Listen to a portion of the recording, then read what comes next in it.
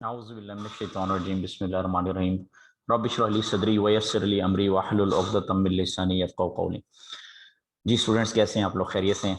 अच्छा, आज अल्हम्दुलिल्लाह वो दिन आ ही गया है। मैं ना एक्चुअली आज आपके साथ शेयर करूंगा कि ये जो कुरान पाक है ये साइंटिफिक स्टडी किस तरह से हम साइंटिफिक स्टडी की जो हॉल मार्क्स है ना उनको हम डिस्कस करेंगे विद रिस्पेक्ट टू कुरान करीम। और मैं एक्चुअली एक बहुत बड़े ऑथर हैं, एमा सिकरा उनका नाम है। उन्होंने रिसर्च मेथड्स पे बुक लिखी है जो एमफिल लेवल पे, मास्टर्स लेवल पे और पीएचडी लेवल पे पूरी दुनिया में पढ़ाई जाती है। तो उन्होंने अपनी बुक में कुछ hall marks of scientific investigations बताए। उन्होंने कहा जी कि अगर ये साइंटिफिक इन्वेस्टिगेशन के हॉल मार्क्स पूरे हो जाएं तो जो आपकी स्टडी होगी वो साइंटिफिक होगी। तो आज के लेक्चर में हमने ये डिस्कस करना है कि कुरान पाक क्या इतनी इंपॉर्टेंट बुक है, क्या वो एक साइंटिफिक बुक है, क्या वो एक्यूरेट बुक है, क्या वो एग्जैक्ट बुक है, क्या वो इतनी वर्थ रखती है कि हम अपनी जिंदगी के जो इम्पोर्टेंट टाइम है वो उसके लिए निकालें। देखिए, हम लोग अपनी जिंदगी में हर उस काम को इम्पोर्टेंस देते हैं जो हमारे लिए इम्पोर्टेंट होता है और हम उसके लिए टाइम भी निकालते हैं। तो जब कुरान पाक में अल्लाह पाक ये दावा कर रहे हैं कि तुम, जैसे सूरह नमल में अल्लाह ताला ने इरशाद फरमाया कि तुम लोग आज जहन्नुम में क्यों हो, क्या तुम कुरान करीम का अपनी जिंदगी में तुमने इसका इल्मी अहाता नहीं किया था? देखें कितनी खूबसूरत बात है। तो वो लोग कहेंगे या रब्बुल आलमीन नहीं, तो अल्लाह फरमाएंगे तुम फिर करते क्या रहे थे? इल्मी अहाता का मतलब ये है, देखिए अल्लाह ताला ने हमें अक्ल दी है और हम जब भी अक्ल से काम लेते हैं तो हम समझदार कहलाते हैं, नहीं तो हम बेवकूफ कहलाते हैं। मैं आपको छोटी सी एग्जांपल देता हूँ, आप सारे मेरे स्टूडेंट्स हैं, मेरी बात समझेंगे इंशाल्लाह। जैसे मिसाल में मेरे सामने एक एसिड पड़ा हुआ है, तेजाब पड़ा हुआ है। अगर आप कहें कि सर बताइए तेजाब है कि नहीं, तो एक तो तरीका ये है जी कि मैं उसे पकड़ के पी लूं, या दूसरा तरीका मैं उसको उठा के अपने हाथ पे गिराऊं। अब जैसे ही मैं हाथ पे गिराऊंगा मेरा हाथ जल जाएगा और मैं कहूंगा यार ये तो वाकई तेजाब है। तो क्या आप मुझे अक्लमंद कहेंगे? आप लोग मुझे कभी भी अक्लमंद नहीं कहेंगे, सर आप तो बेवकूफ हैं, सर ये तेजाब था, ये आपने क्या किया?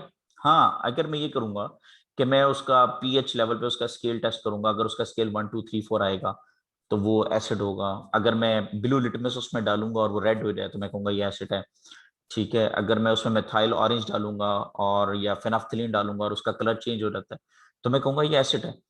तो जब मैं इन टेस्टिंग के जरिए आपको बताऊंगा कि एसिड है तो आप कहेंगे सर आपने साइंटिफिक इन्वेस्टिगेशन की है और आप एक अक्लमंद इंसान है। इसी तरह से देखिए अल्लाह रब्बुल आमीन हमें अक्ल दी है। और आज मैं आपको एक बात बताऊं, स्टूडेंट्स मुझसे क्वेश्चन करते होते हैं कि सर अल्लाह अल्लाह हमें नजर क्यों नहीं आता?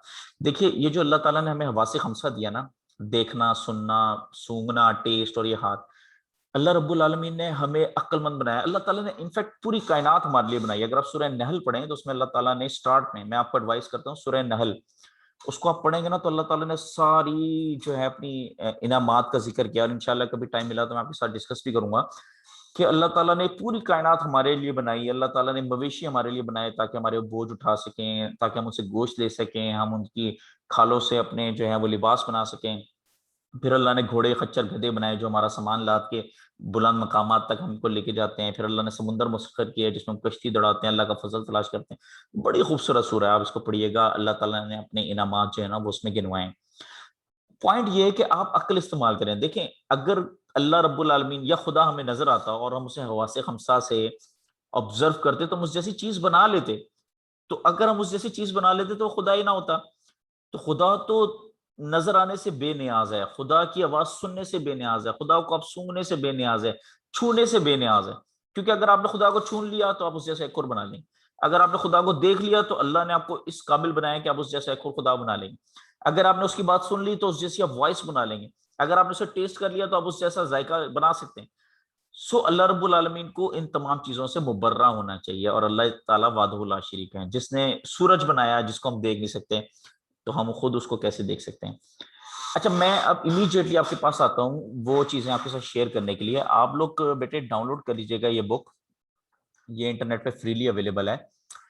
साइंटिफिक इन्वेस्टिगेशन से रिलेटेड ये बुक है। जी, ये देखें, रिसर्च मेथड एंटायर बुक, और आप साथ लिखेंगे उमा सेकरान। ठीक है, ये देखें आपको नजर आ रहा है उमा सेकरान, तो आप ये डाउनलोड कर सकते हैं। इसका चैप्टर नंबर 2 है। इसमें ये जो टॉपिक है इस पे जरा ध्यान दीजिए, द हॉलमार्क्स और main distinguishing characteristics of scientific investigation. कि जी साइंटिफिक इन्वेस्टिगेशन में कौन कौन से कैरेक्टरिस्टिक्स हैं। और आज मैं आपको बताऊं, आज का मेरा लेक्चर बहुत ज्यादा यूजफुल होने वाला है, क्योंकि जब आप ये लेक्चर आप देख लेंगे ना तो वो जो इधर उधर की बातें हैं ना उनसे आप आजाद हो जाएंगे इंशाल्लाह। क्योंकि मैंने भी जब रिसर्च पढ़ी और रिसर्च पढ़ाई اور جب میں نے سائنٹیفک انویسٹیگیشن خود بھی پڑھے اور جب اسٹوڈنٹس کو بھی پڑھایا تو میں اس نتیجے پہ پہنچا کہ جو صراط مستقیم ہے نا وہ صرف قرآن کریم ہے. سر قرآن پاک کے علاوہ فلسفی تھیری ہر چیز گمراہی ہے. آپ کو جو صراط مستقیم دے سکتا ہے نا وہ آپ کا رب دے سکتا ہے اور قرآن کے ذریعے سے. اب دیکھیے یہ عمر سکران نے جو سائنٹیفک ہال مارکس لکھے ہیں اس میں سب سے پہلے لکھا ہے پرپزفنس. وہ کہتی ہے سائنٹیفک اسٹڈی وہ ہوتی ہے جس کا پرپز ہو. اب آپ دیکھیے قرآن کریم کا پرپز اللہ تعالیٰ نے بتایا ہے. اللہ تعالیٰ نے سٹارٹ ہی آپ دیکھیں نا کتنی خوبصورت کتاب سٹارٹ ہوتی ہے بسم اللہ الرحمن الرحیم الف لام میم سورہ بقرہ ذالک الکتاب لا ریب فیہ ھدی للمتقین. یہ تو کتاب ہے جس میں کوئی شک نہیں اور یہ متقیوں کے لیے ہدایت ہے. یعنی کہ آپ متقی بن کے آئیں. متقی بننے سے مراد یہ ہے کہ آپ جو بیسک کریکٹرسٹکس ہیں وہ تو پورے کر کے آئیں نا. آپ کو ظالم نہیں ہونا چاہیے, آپ کو رحم دل ہونا چاہیے, آپ کو والدین کے ساتھ احسان کرنے والا ہونا چاہیے, آپ کو رشتہ داروں کے ساتھ حسن سلوک کرنا ہونا چاہیے, جو بیسک نیچرل چیزیں ہیں. اللہ کے سوا کسی کی بندگی کرنے والا نہیں ہونا چاہیے, یتیموں اور مسکینوں کے ساتھ حسن سلوک کرنے والا ہونا چاہیے, لوگوں کے ساتھ حسن اخلاق سے بات کرنے والا ہونا چاہیے. جب آپ یہ بیسک انگریڈینٹس لے کے آئیں گے نا پھر آپ جو قرآن پاک پڑھیں گے تو اللہ اکبر یہ کتاب آپ کو وہ نعمت دے گی جو باقی انسانوں کے پاس نہیں ہے. باقی دیکھیں جیسے ہم سانس لیتے ہیں دنیا کے تمام انسان سانس لے سکتے ہیں. ہمارے پاس کھانے کے لیے کھانا ہے دنیا کے ہر انسان کے پاس. ہمارے پاس جائیدادیں ہیں دنیا کے ہر انسان کے پاس. تو ڈفرنس کیا ہے؟ آپ کے پاس ڈفرنس یہ کہ آپ کے ہدایت ہے جو باقیوں کے پاس نہیں. تو پرپس کیا ہے؟ قرآن پاک اس نے نازل کیا ہے کہ متقیوں کو ہدایت دی جائے, یہ اس کا پرپس ہے. ٹھیک ہے نا. تو قرآن پاک ایک پرپسفل کتاب ہے اور آپ جتنے بھی انبیاء کے واقعات پڑھیں گے اس میں آپ کو ڈیفینیٹلی پرپس ملیں گے. جیسے اگر آپ نوح علیہ السلام کی مثال لیں تو نوح علیہ السلام نے اپنی قوم سے کہہ دیا تھا کہ میں نے اللہ کی جو نشانیاں دیکھ لی ہیں اس کے بعد اگر میں اس نشانی سے ہٹوں یا اس رستے سے ہٹوں تو مجھے اللہ کے عذاب سے کون بچائے گا. یعنی کہ جتنے بھی انبیاء ہیں ان کی لائف پرپسفل ہو گئی ہے. جب انہوں نے قرآن پاک یعنی کہ جو بھی ان کی وقتی کتاب ان پر نازل ہوئی تو سر وہ بڑے صراط مستقیم پہ چلنے والے ہو گئے اور پھر انہوں نے دنیا کی طرف نظر اٹھا کے بھی نہیں دیکھی. اسی طرح اللہ تعالیٰ نے قرآن پاک میں فرمایا جناب داؤد علیہ السلام کو, جناب موسیٰ علیہ السلام کو, جناب رسول اللہ صلی اللہ علیہ وسلم کو کہ اے نبیوں, اے انبیاء کے گروہ, اے رسولوں, اگر آپ نے دنیاوی زندگی کی طرف نظر اٹھا کے دیکھی, آپ دیکھیں بھی نا, اور اگر آپ کسی ایسے شخص کی پیروی کرنے لگے جو خواہشات نفس کا پیروکار ہو تو آپ تباہ برباد ہو جائیں گے. اگر آپ نے شرک کیا تو آپ کے اعمال تباہ برباد ہو جائیں گے. یہ اللہ نے رسولوں کو کیا اور رسولوں کی لائف ایک پرپز فل بنا کے. آپ رسولوں کی لائف کے علاوہ کوئی اور بھی سٹوری پڑھیں, کوئی اور سٹوری پڑھیں, اس میں آپ کو پرپز نہیں ملے گا. آپ اس چیز کو اچیو نہیں کر پائیں گے جو انبیاء کی سٹوری کو پڑھ کر آپ اچیو کر پائیں گے. اور یہ یقین مانیں میں اگر اسٹوڈنٹ سے کوئی سٹوری شیئر بھی کرتا ہوں تو میں ڈیفینیٹلی وہ قرآن کی سٹوری شیئر کرتا ہوں. انبیاء کی سٹوری شیئر کریں, اس میں لیسن ہے, اس میں ہدایت ہے. یوسف علیہ السلام کی سٹوری شیئر کریں, نوح علیہ السلام کی, صالح علیہ السلام کی, ہود علیہ السلام کی, ابراہیم علیہ السلام کی.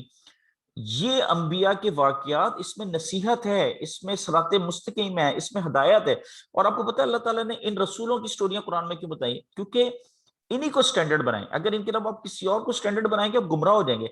آپ وہ سٹیٹس اچیو ہی نہیں کر پائیں گے جو اللہ رب العالمین آپ سے چاہ رہے ہیں.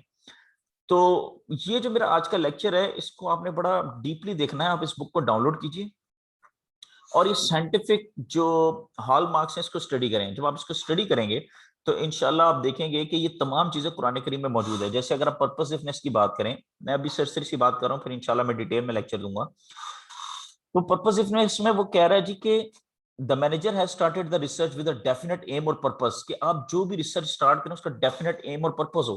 تو قرآن پاک جب آپ پڑھنا شروع کریں گے تو اس کا ڈیفینیٹ ایم اور پرپز یہ کہ اس کو پڑھ کر آپ کو ہدایت ملے گی, اس کو پڑھ کر آپ کو خلافت ملے گی, اس کو پڑھ کر آپ کو سکسیس ملے گی, اس کو پڑھ کر آپ کو دلی طور پر سکون ملے گا, آپ کو آپ کی پرسنالٹی گروم کرے گی. تو یہ پرپز قرآن کریم میں ایگزیکٹ بتا دیا. مجھے بتائیے قرآن کریم کے علاوہ کوئی اور کتاب کہ جس کا پرپز انیشلی بتا دیا گیا ہو آپ کو نہیں ملے گی. تو یہ اللہ کی طرف سے کلام ہے. اس کے بعد سیکنڈ جو ہے یہ آپ ضرور پڑھیے گا سارا, انشاءاللہ کبھی ٹائم ملا تو میں آپ کے ساتھ ڈسکس کروں گا. سیکنڈ جو ہمارے پاس ہے وہ ہے ریگر. ریگر میں وہ کہہ رہا ہے جی good theoretical base and sound methodological design with added rigour to a purposive study. دیکھیں کتنی خوبصورت بات کی ہے. وہ کہہ رہا ہے جی کہ آپ کا جو ریسرچ ڈیزائن ہے نا اس کی جو میتھڈولوجی ہے وہ ایک تھیوریٹیکل بیس پہ ہو. تھیوریٹیکل بیس کا مطلب یہ ہے کہ آپ جو بھی اپنی اسٹڈی کا ڈیزائن بنائیں گے اس کی کوئی پہلے سے بھی بیسس موجود ہو. اور آپ قرآن کریم پڑھیں تو آپ کہیں گے کہ اس قرآن کو پڑھ کے بنی اسرائیل جان چکے ہیں کہ اللہ کا کلام ہے. کیوں؟ کیونکہ اوتھینٹیکل بیس موجود ہے نا. سبحان اللہ. آپ دیکھیے اللہ تعالیٰ فرماتے ہیں، یہ جو مشرکین ہے اللہ تعالیٰ نے فرماتے ہیں اگر تمہیں نہیں پتا میرے رسول کا یہ قرآن کا تو تم اپنے درمیان بنی اسرائیل سے پوچھو، اب یہودی نصارہ سے پوچھو. میں نے ان کی طرف توریت بھیجی، انجیل بھیجی، زبور بھیجی، موسیٰ علیہ السلام بھیجے، داؤد علیہ السلام بھیجے، عیسیٰ علیہ السلام بھیجے. تو تمہیں تھیوریٹیکل بیس مل جائے گی اور تمہیں یہ چیز کنفرم ہو جائے گی کہ یہ جو میتھڈولوجیکل ڈیزائن، یہ جو حضرت محمد صلی اللہ علیہ وسلم اور یہ جو میں نے قرآن تمہاری طرف بھیجا ہے یہ اللہ ہی کی طرف سے ہے. تمہیں ایک تھیوریٹیکل بیس مل جائے گی. تو یہ سائنٹیفک انویسٹیگیشن کا دوسرا پوائنٹ ہو گیا. تھرڈ پوائنٹ ہے جی، وہ دیکھیں کہہ رہا ہے جی ٹیسٹیبلٹی. ٹیسٹیبلٹی میں وہ کہہ رہا ہے کہ if after talking to a random selection of the employees of the organization, a study of the previous research done in the area, the manager or researcher develops certain hypothesis on how employee commitment can be enhanced. Actually وہ یہ کہنا چاہ رہا ہے کہ آپ اس کو test بھی کر سکیں. اور آپ یقین مانیں اگر آپ آقا علیہ الصلوۃ والسلام کی لائف دیکھیں، انبیاء کی لائف دیکھیں تو آپ انہیں ٹیسٹ کر سکتے ہیں. اور آپ ٹیسٹ کس طرح سے کریں گے کہ آپ ایک ہائپوتھیسس ڈیولپ کر لیں گے. دیکھیں نا، آپ نوح علیہ السلام سے لے کے جناب عیسیٰ علیہ الصلوۃ والسلام تک تمام انبیاء کا تھیوریٹیکل بیس نکالیں. تمام انبیاء نے ایک ٹیچنگز دیں، تمام انبیاء اللہ سے ڈرنے والے تھے، تمام انبیاء صبر کرنے والے تھے، تمام انبیاء اللہ کی روشن نشانے کو دیکھ چکے تھے، تمام انبیاء ذرہ برابر برائی کا ارتکاب انہوں نے نہیں کیا کیونکہ وہ اللہ رب العالمین سے ہر وقت ڈرتے رہتے تھے. انہیں پتہ ہے دنیا عارضی ہے، دنیا کا متاع قلیل ہے اور آخری جو چیز ہے وہ آخرت ہی ہے. اس لیے وہ دنیا میں بھی سکسیسفل تھے اور آخرت میں بھی ان کا افضل مقام ہوگا اور آنے والی نسلوں میں بھی اللہ تعالیٰ نے ان کا ذکر خیر جاری کیا. تو بھائی آپ رسول اللہ کا ماڈل بھی ٹیسٹ کر کے دیکھیں نا. آپ رسول اللہ کو کمپیئر کریں باقی نبیوں سے. کیا ڈفرنس ہے جو آپ صلی اللہ علیہ وسلم میں نہیں ہے اور جو باقیوں میں نہیں؟ سیم وہی چیزیں. نبی کریم صلی اللہ علیہ وسلم کو آپ ٹیسٹ کر کے دیکھیں. آپ صلی اللہ علیہ وسلم سے بڑھ کر توحید پرست کون ہے؟ آپ صلی اللہ علیہ وسلم سے بڑھ کر والدین کے ساتھ حسن سلوک کرنے والا کون ہے؟